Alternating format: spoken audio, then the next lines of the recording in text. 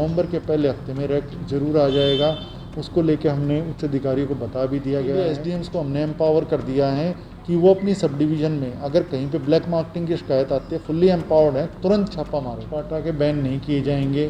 पटाखे जब चलाने होंगे तो उसका समय निर्धारित होगा, उसी समय में कैथल निवासी पटाखे चलाएं।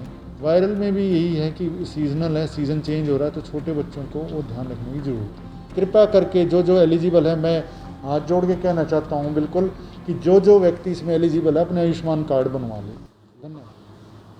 सर, दीपावली आ रही है, त्योहारी सीजन है, तो जिला प्रशासन की ओर से लोगों को क्या मैसेज देना चाहोगे और क्या कुछ निर्देश हैं? सबसे पहले आपके माध्यम से हम दिवाली के पर्व की शुभकामनाएं अपने कैथल निवासियों को देना चाहेंगे। जिला प्रशासन की ओर से हम कैथल निवासियों को कहना चाहेंगे कि त्यौहार का जो सीज़न आ रहा है, इसमें फेस्टिवल सीज़न में कोविड अप्रोप्रिएट बिहेवियर करें, मास्क लगाएं, जब ज़रूरी हो तभी जाएं, जिस समय में बाज़ार में कम भीड़ हो तब जाएं।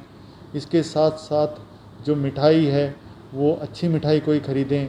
अगर कोई शिकायत इसकी आती है तो स्वास्थ्य विभाग में तुरंत खबर दें।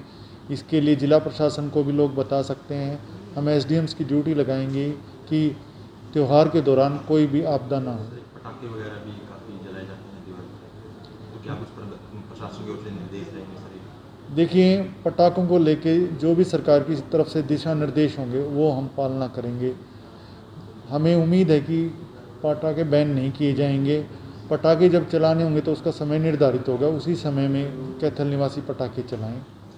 सर, एक इस समय वायरल और डेंगू जो काफ़ी फैला हुआ है, लोग पैनिक में हैं, तो जिला प्रशासन की ओर से क्या मैसेज देना चाहोगे और क्या कुछ जो प्रयास है प्रशासन की ओर से किया जाए? कि स्वास्थ्य विभाग की तरफ से अभी और मेहनत करने की आवश्यकता है, जिसमें कि ज़्यादा से ज़्यादा लोगों के आंकड़े देना, ताकि लोगों को पता चले सही में कितने लोग बीमार हैं।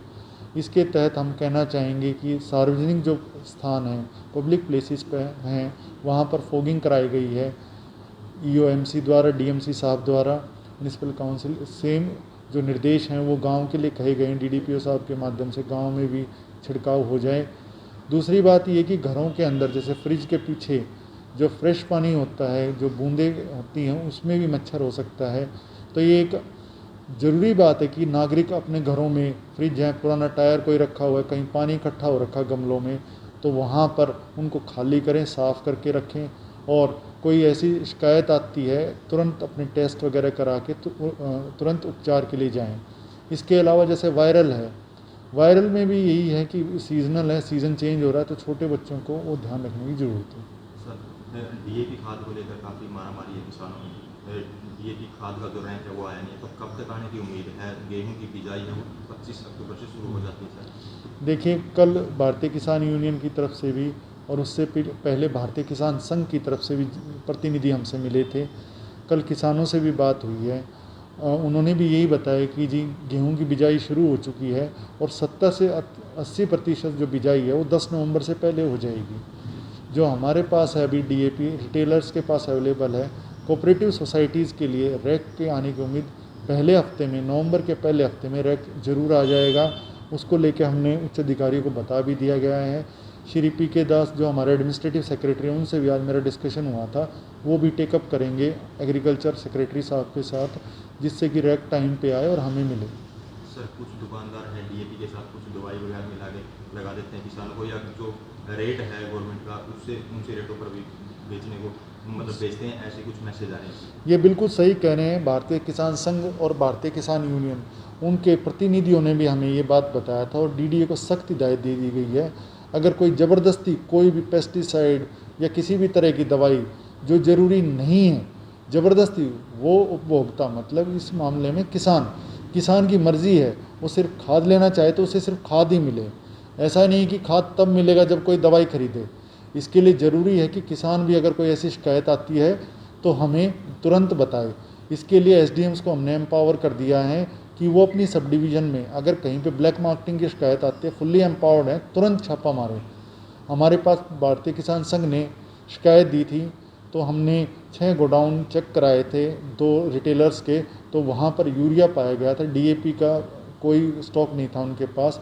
लेकिन अगर किसी ने ऐसी ज़बरदस्ती की शिकायत आई तो मैं उसका लाइसेंस कैंसिल कर देंगे, बिल्कुल हम। सर, जिला फोकस है वो आयुष्मान योजना पर है, तो क्या कुछ मैसेज है वो लोगों को देना चाहोगे? देखिए, आयुष्मान भारत स्कीम पे मेरा पर्सनल भी फोकस है। ये 15 नवंबर तक फ्री ऑफ कॉस्ट कार्ड बनाए जा रहे हैं, लेकिन ये कार्ड सभी के लिए नहीं है। इस कार्ड में सर्वे हुआ था 2011 में और फिर एडिशनल सर्वे हुआ था 2018 में। ऐसे लगभग 2 लाख लोग हैं हमारे ज़िले में जिनके कार्ड नहीं बने हैं। अभी कैंपेन के तहत हमने 15,000 प्लस के कार्ड बना दिए हैं, जो पूरे हरियाणा में सबसे ज़्यादा हैं। लेकिन आम लोगों को, खास लोगों को, कैथल निवासियों को, सभी को मैं संदेश देना चाहता हूँ, जो भी उसमें एलिजिबल है, जिसकी भी एलिजिबिलिटी बनती है, वो बनवा ले इस कार्ड को, क्योंकि इसमें जो बीमारियां कवर होती हैं उसमें बहुत खर्चा होता है। अगर किसी को वो बीमारी हुई तो वो बिल्कुल उसको गरीब कर देगी। कार्ड सरकार बना रही है, इंश्योरेंस कंपनी भी सरकार की खुद की है। जिन लोगों का आपके माध्यम से आप लोगों ने भी कवर किया कि एक आदमी का हार्ट का ऑपरेशन हुआ, दिल का ऑपरेशन हुआ और उसका 1.5 लाख का खर्चा बच गया।